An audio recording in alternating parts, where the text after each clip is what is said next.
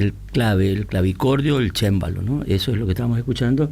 Yo diría debe ser de lo mejor que hay tocando Bach en el instrumento que Bach tocó, que es un clavicordio, ¿no? Bueno, eso estábamos escuchando. Está en línea, lo vamos a recibir primero a la dueña de la columna, ¿no? Estefanía Cutro. ¿Cómo te va? ¿Cómo están? ¿Bien y vos? Bien. Bueno, acá tenemos bien. una amiga, estamos todos entre amigos acá, está Estela María Folguera. Estela, hablando de cocina, ¿viste? Uh-huh. Ver, no podés creer. No, yo no hablo de cocina, hablo de sabores exclusivamente. O sea, de la que comía, no Ajá. de la que cocinaba. Bueno, guíanos, Estefanía. Bueno, con Estela nos propusimos hace un par de años hacer un encuentro de paellas juntando distintos ingredientes o componentes. Estela como fiel descendiente de los nuevos valencianos, yo juntando con los arroceros y con los cocineros, bueno, en un evento que siempre lo recordamos en esta columna. Y de ahí, con múltiples charlas y viajes, y ella no tomaba mucho mate, pero bueno, con algunos cafés, empezó a contarme sobre distintas comidas y cómo se comía en un Corrientes de sus años jóvenes. No quiero hablar de edad. Y de eso no tenemos registro.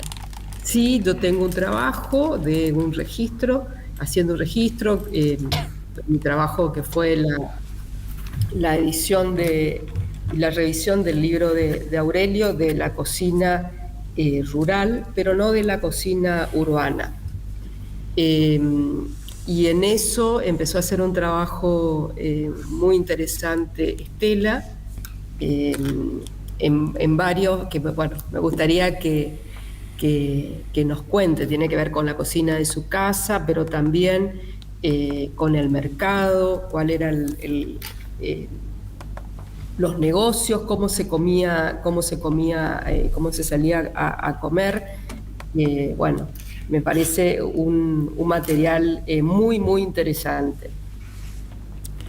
Bueno, a lo que se refiere Estefanía, hola, buen día a todos y buen día audiencia. Hola, Estela. A lo que se refiere Estefanía es a un trabajo realmente que yo hice capitulado con nombres muy, muy originales en algún sentido, que terminó siendo un proyecto de libro y tiene un prólogo de Estefanía en el que ella dice que le hizo ruido cuando yo le conté que iba a escribir esto, porque dijo, ¿cómo Estela se va a meter en la cocina si no tiene la menor idea? Uh-huh. Entonces queda bueno que yo aclare que no me metí en la cocina como cocinera, sino que me metí en los sabores que me remontaban a situaciones de mi infancia y adolescencia. Y yo viví en una casa en la que confluían en la mesa cotidiana varias corrientes culturales gastronómicas. Por el lado materno, francesa y vasca. Por el lado paterno, puramente valenciana, más las intervenciones criollas de las cocineras que ejecutaban las recetas, que todas ponían su sello. También dice Estefanía en el prólogo, porque Estefanía intervino mucho en este proyecto, aunque me lo adjudique todo a mí, y en el prólogo, porque como dije es un proyecto de libro, está en manos de Leo Mogli, algún día le dará corte, porque ahora está muy ocupado en otra cosa. En el prólogo dice Estefanía que ahí hay unas cuestiones de registro de costumbres, y me fue pidiendo cosas, que le agregara cosas. Yo no pensaba meterme con las recetas, por ejemplo, porque me parecía un atrevimiento total. Pero la guía que tuve para armar este trabajo fue una vieja agenda verde de mi mamá, donde ella anotaba todo, desde los inventarios de los placares hasta las recetas, hasta los horarios en que a partir de los cuales tenía que empezar a preocuparse. Ay, qué ánimo, Dios mío. Si nosotros volvíamos tarde de la facultad, que volvíamos siempre a medianoche. ¿También anotaba?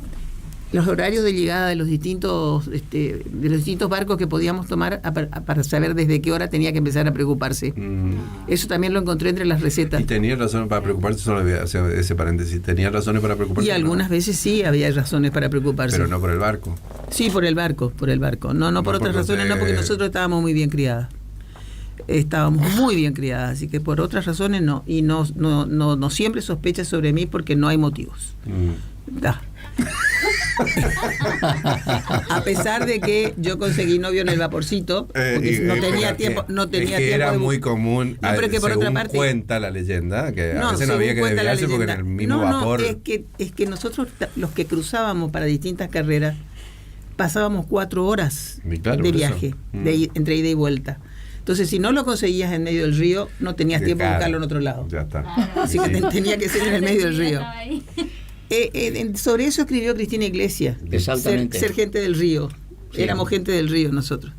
Para poder socializar un poco con los estudiantes de Corrientes, íbamos a los bailes del Café Buenos Aires. Bueno, entre las Ella cosas... lo pone muy bien ahí, que a propósito que hoy el Día de la Poesía es un no lugar donde suceden una cantidad de cosas, ¿no? Todo lo que sucede, porque sucedían desde proselitismo político, sucedían pulóveres que se tejían interminablemente, sucedían mesas de truco que a veces terminaban en gran jarana o no, sucedían largas conversaciones con Ángel Sakamoto sobre poemas de Juan Gelman, o largas conversaciones con José Ramírez sobre ballet. Sucedían muchísimas cosas en los vaporcitos. También unos piquitos cada tanto ahí. Sí, pero lo que pasa es que el novio que yo tenía jugaba al truco y yo no. Entonces, por ahí No lo digo, pero en general, no solo vos ahí. Sí, también. Pero era un ambiente muy escuménico porque viajábamos mezclados alumnos y profes, así que no era tan... Que se podían hacer los locos ahí. No. Bueno, pasado el tema del medio del río, dice Estefanía en ese prólogo también que ella cree que a mí me lanzó a este proyecto haberla oído a María de Michelis en la Feria de Cacatí, que fue su invitada. Y sí, pero no desde el punto de vista que tal vez ella supone, sino porque cuando yo la escuchaba a María de Michelis, yo pensaba para mí, yo también tengo muchas cosas para contar referidas a la comida.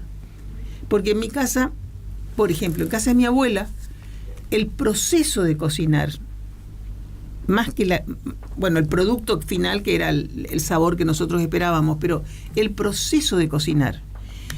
Yo, removiendo recuerdos, tuve que apelar a mi hermana mayor, que tiene los recuerdos más firmes que los míos, porque éramos chicas. Y mi hermana me dice, todos los días previos a la Semana Santa eran una fiesta en casa de mi abuela. Porque en casa de mi abuela, que nosotros pasábamos las mañanas de verano allí, se comunicaba por el fondo con la nuestra, toda la mañana se cantaba. Mi tía tenía muy buena voz, era fanática de Imperio Argentina, entonces todo el proceso de cocinar, en el que nosotros interveníamos a veces, y en Semana Santa interveníamos activamente, era cantando, era con coplas. Entonces, están los recuerdos entreverados, y están dichos así en el trabajo, están los recuerdos referidos a los sabores entreverados con coplas, entreverados con poesía, entreverados con otro tipo de recuerdos, y se armó una autobiografía desordenada y una colección de anécdotas también desordenada cronológicamente. Y como dije antes, Estefanía metió mucha mano y me pidió recetas, por ejemplo, que después dijo, no, esto lo tenemos que reproducir con fulano y esto lo tenemos que hacer con mengano, porque ella tiene el propósito de volver a armar esas recetas. De probarlas. Y después me pidió que escribiera sobre el Mercado Central, que era un patio valenciano, porque toda la gente que derivó a Corrientes después del fracaso de la Nueva Valencia, que hoy es plaza, digamos, acá la Plaza Vera, ¿no? Que como diría mi tía Rosa, si estuviera viva, fabuit, que quiere decir hace vacío, porque ya no está. Claro. Entonces, fabuit en dis, diría mi tía, hace vacío adentro. Nosotros íbamos mucho al mercado, era un lugar de paseo para nosotros, porque visitábamos puesto por puesto a los valencianos. Entre ellos, el primero que nos encontrábamos al entrar por la portada de Agustín González, el de la tía Eulalia, la bisabuela de Gabriela, sí. Bizarro. Y esa era la primera parada. Después, estamos diciendo yo no sabía, que tenía, perdón, Carlos, sí. ¿Tenía entrada en Espejo el mercado? Tenía 4 entradas. 4 entradas en Espejo, y 4. Era como un eje cartesiano, es decir, se cruzaban en el medio, habían 2 calles internas anchas que dividían al mercado en 4 sectores. Estela, déjame decir que no solo eran comerciantes, eran trabajadores. Sí, ellos trabajaban la tierra. Esta es la clave, ¿no? Eran gente de campo. Pero ese es el caso de la tía Eulalia con el marido José González Bonillo, pero no todos pudieron comprar tierra. Mis abuelos eran simplemente revendedores de la producción de José y de otros proveedores. Bueno, estaba el puesto de mis abuelos, de mi abuela en realidad, que lo atendía con mi papá cuando mi papá era niño. Después eso se convirtió en un negocio, porque además el mercado central, como recordarán lo que tienen todavía memoria de aquel edificio, estaba circundado de negocios que tenían salida a la calle, claro, pero tenían comunicación interna con el mercado, claro. Así que era todo un recorrido laberíntico el que hacíamos, que la tía no se lo perdía nunca, porque para ella era el lugar de ir a hablar en valenciano. Y además, en cada puesto obtenía regalitos y había yapa para nosotros. Yapa, claro. Entonces, yo digo ahí, ¿no? La tía no solamente se le iba llenando la bolsa, sino que se le iba llenando el alma. Y ella fue concurrente, feligresa del mercado, hasta que se lo prohibieron por sus afecciones cardíacas cuando ya era muy mayor. Pero ella no dejaba de ir al mercado porque era el lugar para hablar en valenciano. Y aunque en los puestos ya estaban los hijos de aquellos valencianos, que le entendían pero le contestaban en castellano, ella tosudamente le seguía hablando en valenciano. Perdón, Estefanía, pero esta es una pregunta que te quiero hacer, a ver, porque a mí me impresionan mucho esos lugares, ¿no? Y ahora viste que están lejos, no sé, que hará el del otro lado acá de la avenida, ¿no? El mercado acá de... Los Altos de la Valle. Eso. ¿Qué olor tenía el mercado de Corrientes? Y era complejo. El último tiempo era complejo. El último tiempo era complejo, pero el recuerdo de mi infancia es cuando vos circulabas por la calle que rodeaba el mercado, que eran todos los puestos de verdura y fruta, olía a verdura y a fruta fresca. Cuando te metías en las calles centrales, que eran las carnicerías, las pescaderías y las pollerías, ya el olor era otro. Porque las calles centrales justamente estaban dedicadas ¿Supo haber pescadería de fresco?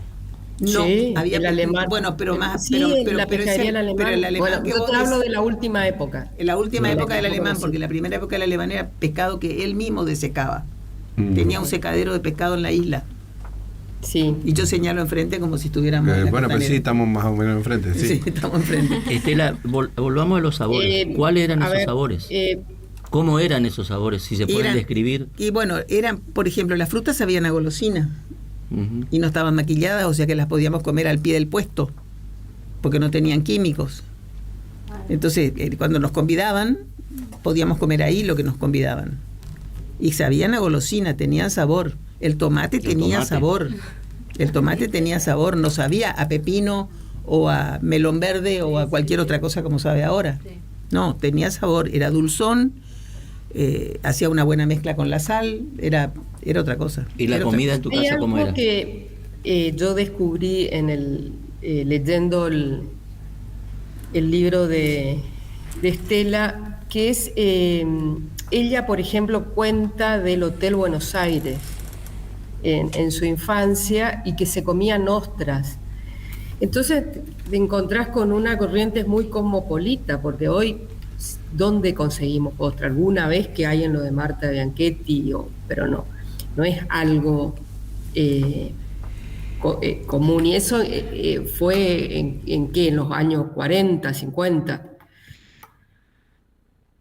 Yo era chiquita y yo nací en el 43, ponele que antes del 50, porque mi abuelo murió en el 49 y esas anécdotas de los pastelitos de ostra vienen de la época en que mi abuelo estaba vivo, que iba con mi mamá a la tardecita o a la tarde al Hotel Buenos Aires a comer pastelitos de ostra, decían ellos. Es una especie de empanada es un bolobán, en realidad, diríamos que era un bolobán, pero ellos, como eran muy castizos, les decían pastelitos de ostras. Que a nosotros nos tenía que gustar también, pero yo después descubrí que, pecando de paladar poco refinado, a mí las ostras no me gustan. Pero teníamos que decir que nos gustaban. Porque mi mamá moría por ellas. Y esas tardes del Hotel Buenos Aires con pastelitos de ostra, además tenían un complemento que eran en el patio de mi casa. Mi abuelo, cuando terminaba de dar sus clases de piano, una de sus discípulas era la abuela de Estefanía, de las más selectas, más dilectas y más queridas, aparecía por mi casa con latitas de marisco, con latitas de pescado, y se sentaba en el patio con mi mamá, con una copita de jerez, una copita de vino blanco, lo que hubiera, a picotear mariscos y pescados. A mi mamá que no le faltara ni la sardina ni la caballa, por favor. ¿Al tomate, al natural, al aceite? A la que fuera. Se me hace agua la boca, porque estoy con hambre desde que llegué acá. Bueno, con una cazuela de mondongo hasta quería arrancar a las 8. Nosotros nos criamos con esos sabores y esos olores, pero yo después de grande tuve la mala idea de conseguirme una alergia a todo lo que viene del agua menos el pato, entonces ya ahora no puedo comer nada de lo que de eso que me gustaba tanto. Contame, ¿y la presencia del ajo en todo esto? El ajo era valenciano, eres mediterráneo. En la cocina mediterránea no se usa cebolla, se usa ajo. No en abundancia. Mi abuela, por ejemplo, el uso del ajo que hacía mi abuela era en el aceite en el que comenzaba a guisar, fuera lo que fuera, con base de tomate y pimiento, tostaba un ajo y lo retiraba. Perfumaba el aceite. No. El otro plato típicamente valenciano en el que interviene el ajo con mucha abundancia, pero se lo come el que quiere, no es obligación, es lo que se llama arroz al forn o arroz al horno, que es un arroz que se hace en cazuela al horno y en el que se corona con cabezas de ajo entera. Entonces el ajo sale también asado. Pero la cabeza se retira entera. Perfumó el arroz y se retira entera. El que se quiere comer el ajo asado se lo come y el que no. ¿Y los pimientos? Pimiento y tomate es la base de todo. Es la base de todo. Pimiento y tomate. Y el arroz, sobre todo en el arroz, la liturgia es estricta. Nunca cebolla. Jamás cebolla. Sí. Escúchame, pero ¿y el pimiento también como entrada? El pimiento tenía de varias maneras. El asado con aceite y ajo, ahí sí. El frito como base de salsas. Y el pimiento zamorra, que fue lo que comimos en esa paella, esa reproducción de paellas que dice Estefanía, que estuvo a cargo de la propia Estefanía, de Salvoret González Nadal y de José Bizarro, reproducir las paellas. E hicieron 3 tipos de paellas diferentes. Hicieron la paella del Horta, que fue de la de José, hicieron la paella de solo pollo, e hicieron la paella de mixta, la de pollo y marisco, que nosotros conocemos como paella. Y que yo sostengo inútilmente, porque perdiste esa batalla lejos. No, ya está perdida antes de empezarla. Obvio. Sostengo inútilmente que es más paella lo que aquí llamamos arroz con pollo que la paella que llamamos paella, que es absolutamente descalificada en Valencia. Bueno, pero la comida viaja mal, diría María de Micheli, entonces acá nosotros decimos no, pero es que seguramente es la paella que impusieron aquellos valencianos y no sé por qué. A lo mejor ellos en ese momento, estamos hablando de 1910, cuando vinieron ellos, en ese momento no había tanta ortodoxia respecto de las paellas. Estela, ¿y en la tortilla? En la tortilla tampoco mi abuela ponía cebolla. Para un poco. ¿Tampoco? Tampoco ponía cebolla. No, pero ¿Y harina? No, tampoco. ¿Huevo y papa? Huevo, papa y chorizo. ¿Y la torreja? En nada mi abuela usaba cebolla. En nada mi abuela usaba cebolla. Pero le declaró la muerte a la cebolla. Como en mi casa no se compra cebolla. No se compra directamente porque no se usa. Bueno, en mi casa no se cocina, pero aún cuando se cocinaba, no se compraba cebolla. Estefanía, ¿qué contás? Decinos algo. Ahí estás congelada, qué feo. Bueno, ella se descongela. Viste que la cebolla es como dulce de leche también. Vos sabés que están equivocados los cebollófilos. Porque cuando te dicen, y entonces gusto a qué tiene tu comida, a todo lo demás, menos a la cebolla. Es cierto. Porque la cebolla tapa todos los otros sabores. No, hasta con su olor tapa todo. No, y los cebollófobos, depende. Que somos nosotros, la percibimos con el olfato y ya apartamos el plato antes de probar. Ahí estoy de vuelta. Tenía que haberle hecho caso a la Tana y conectarme desde el teléfono. Hay muchas perlitas que tiene la memoria de Estela. Una era esto que había comentado del Hotel Buenos Aires, y otra que a mí me sorprendió mucho, que es lo de su primer trabajo en la bodega, que para hoy que el mundo del vino parece tan selecto y hay tantos negocios, Estela me desayuna con algo que yo no tenía mucha idea, y que me parece muy bueno que lo cuentes, pero también que quede algún registro, porque no sé, acá hay una columna de sommelier, yo estoy cursando también la carrera, y nadie nos habló de eso, de que se hacían los cortes.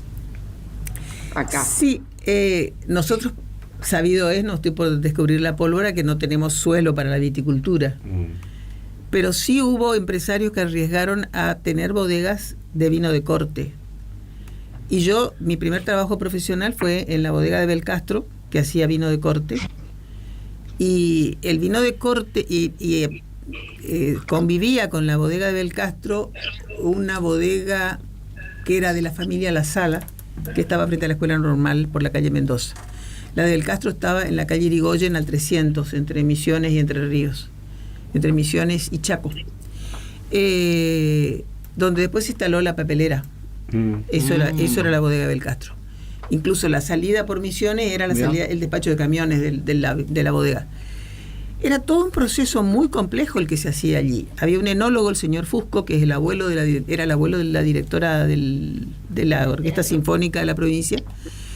Un señor italiano muy capacitado, muy capacitado en su profesión, muy chinchudo, pero al que le gustaba mucho que se pusiera interés en lo que él hacía. Y como yo estaba encargada fundamentalmente de controlar el costo de producción, yo tenía que hablar mucho con él sobre el proceso que se desarrollaba en laboratorio para que después se convertía en el producto final. Las precauciones que se tomaban para esos productos eran extremadas, porque además la bodega Belcastro era una empresa muy moderna para su época. Por ejemplo, creo que en esa época no había ninguna otra en la que los obreros participaran de las ganancias. Por ejemplo, era una empresa muy rigurosa, tanto en su administración como en sus procesos.